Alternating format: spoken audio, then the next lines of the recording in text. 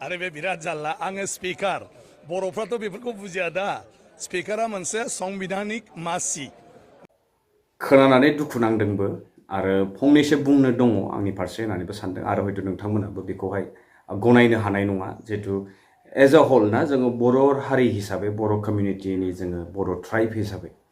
जुदि जोंनि सोरबा गेदेमाफोरा जोंनि सार जोंनि दैदेनगिरिफ्रानो जुदि बर' हिसाबै बर'फ्रा दिनैनि समावहाय स्पिकारा माखौ बुङो बुजियाखै होननानै जोंनि गेदेमाफ्रानो जोंनि फारसे नै बेफोरबायदि मोनसे नेग्लिजेन्स जुदि लाबोयोब्ला बेबायदि बिबुंथि ससियेल मिडियानि गेजेरजों निउसनि गेजेरजों मोनसे पाब्लिकलि इदि मोनसे एनाउन्समेन्ट खालामना होयो जे दिनै बर'फोरा स्पिकारा माखौ बुङो होननानै बुजियाखै जाहैदों दा बे बिसया जोबोद दुखुनांथावबो आरो सोंखारिथावनाबो जे सासे स्पिकार जालायनानै बिथाङा गावनि गरिमाखौ ना गावनि पार्सनालिटि गावनि पजिशनखौहाय मा फोरमायनो सानदों दिनै जे जों बर' हिसाबै जों बुजियासै अब्ला बिथाङा गाव सासे स्पिकार हिसाबै बुजियासै नामा जे मोनसे कमिउनिटिखौ एज अ होल बेबायदि डाइरेक्टयै सोंखारिनाया बेसेबां गनायजाथावना दा नैबेनि फारसे रायजो राजा नोंथांमोना मा फिननाय होनो लुगैयो कमेन्ट बक्सआवहाय कमेन्ट्स खालामहरनानै फोरमायहरनो दाबाव आरो बुंनो गोनां बाथ्रा जे दिनै जोंनि गेजेरावहाय गोबां नङाब्लाबो गोबांथारानो APSC बायदिसिना आनजादाव उथ्रिसार जानो हादों अब्ला बिथांमोनाबो एज अ बर' बिथांमोनाबो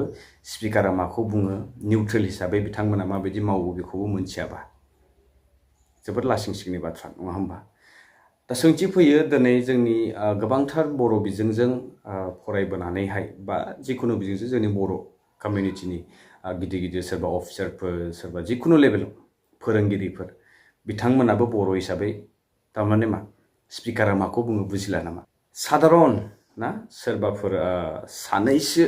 जोंनि गेजेराव दङ जाय माने स्पिकारनि बिबाना माखौ होनो मा मासिया स्पिकारनि पजिशना मा स्पिकारनि दायित्वआ मा स्पिकारा माबायदिहाय बेलेन्सैहाय लांनांगौ बेफोरखौ हयथ' मोनथिया जानो हागौ बाट एज अ होल ना बर'फ्रा मोनथिया होननाय लोगो लोगो बिराद गिदिर मोनसे सोंथि सारनि फारसे आरो दिनै बिथाङा थारैनो फोरमायथि होमारबाय जे बिथाङा जोबोद गोजौ लेभेलनि मानसि बिथाङा गाहाय लेभेलाव थानो लुबैया बिथाङा जोबोद स्पिडआव मोनसे जांख्लाजों गाखोनानै गोजौसिम मोनहैनो लुबैदों दिनै बिथाङा BPF होनोब्ला सोरनो थोंजोङै CEM सोर जाथावना बेनि एनालाइसिस बा बेनि सावरायनाय जागासिनो दं होनना बुंदों BTCनि इलेक्सन जिथु जासिगोन बेवहाय स' BPFनिफ्राय हाग्रामा UPPLनिफ्राय थोंजोङै प्रमद बर' बेनिफ्राय BJP होनोब्ला थैद बिस्वजित ना बेबायदि होननानै बिथाङा गावनो बुंदों दा बिथाङा मा होनखो बेनि गेजेरावनो आसरित मोनो आं मोनसे गावखौनो जेरै आङो थांनाय भिडिअसफोराव होनदोंमोन ना बिथाङा मोनसे सेल्फ रेसपेक्ट लुगैदों बिथाङा जोङो बयबो बेखौ गावनि फारसेनो बाख्नायनाय बाथ्रा ना जों अलरेडि बे भिडिअखौ सावरायखांबाय दा बिथाङा मा बुंबावखो दिनै बिथांखौ आसामनि CM जागोन नामा होननानैहाय बिथाङानो खुद गावनि खुगाजों बुंबाय नाथाय जोङो CM जागोन नामा होननाय बाथ्राखौल' जों बहा खोनानो मोन्दोंमोन नामा स' बिथांनि खुगानिफ्रायसो आङो सानो बे फार्स्ट बिथाङानो खुद गावखौनो CM जानो लुबैनायखौ फोरमायथिना होदों आरोना स' दा जियानो हक नोंथांमोना नै बिथांनि जिथु बर' हिसाबै माने बर'फ्रा बुजिया होननाय लोगो लोगो बिथाङा सोर सोंथिया फैयो बिथाङा बर' नङा नामा अब्ला ना बिथांनावहाय बर'नि साननाय हनाय बर'नि सेन्टिमेन्ट्सफोरा गैला जाबाय नामा दिनै बिथाङा जिथु काउन्सिलखौ गारनानैहाय बिथाङा जिथु काउन्सिलखौ जोबोद मोनसे फिसा होननानैबो बुंदोंमोन ना दा बिथाङा स्टेट लेभेलाव थांबाय बिथाङा हास्थायो बिथाङा सेन्ट्रेल लेभेलसिम सहैयो बेखौ बिथाङा मिजिंथियो दा जोंबो बेखौनो आर'ज गाबनांगोन बिथाङा जाहाथे सेन्ट्रेलाव मोनहैयो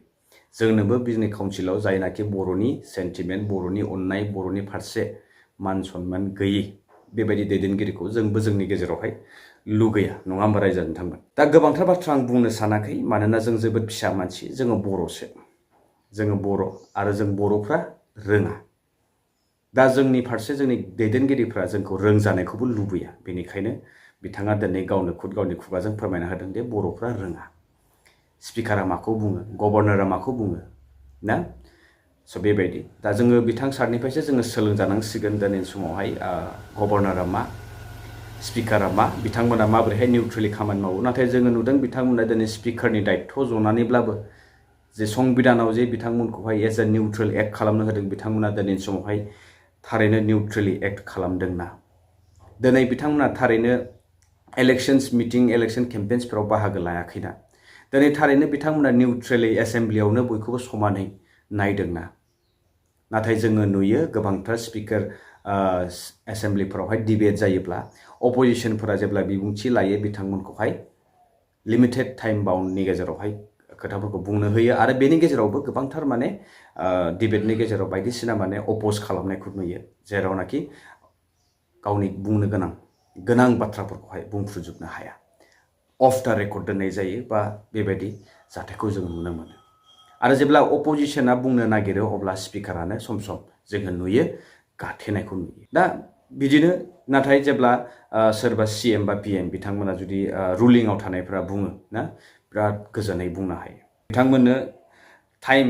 टाइम बाउन्ड जेनेबा 1 मिनिट 2 मिनिटनि टाइमनि गेजेराव बिथांमोनखौहाय गावनि बिबुंथिखौ लानो होयो मा इम्परटेन्स मेसेज हरनो गोनां दं बे रेकर्डेड जायो दा एसेम्ब्लियाव मा जायो जाया जों बेखौ सावरायला नाथाय बिथाङा बुंदों स्पिकार सासे दायित्व मोननाय लोगो लोगो बिथांमोना निउट्रेलि थानांगौ होननानै अब्ला दिनै बिथाङा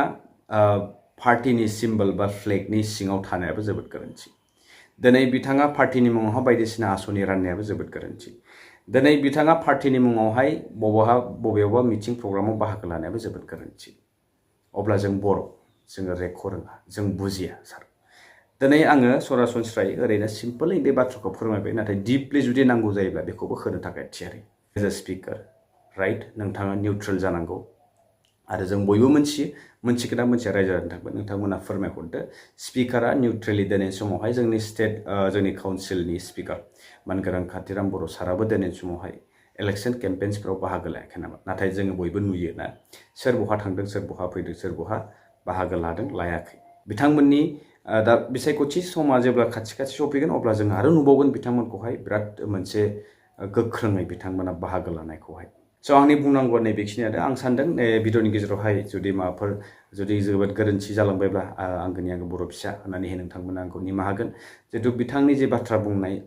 बर'फ्रा मोनथिया ना पार्टिकुलार व्यक्तिखौ बिथाङा इयावहाय प्रजेक्ट खालामाखै एज आ हलसो होनदों बिथाङा ना बर' होननाय लोगो लोगो मा जों गासिबो बेयाव नांफायो ना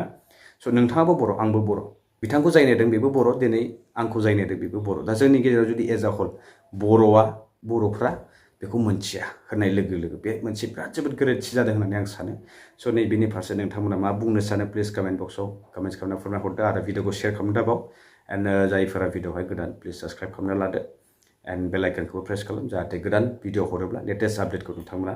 मोननो हायो स' दिनै भिडिअनि बेसेनोसै लोगो मोनबावसिगोन नेक्स्ट भिडिअ टिल देन स्टे टिउन बाय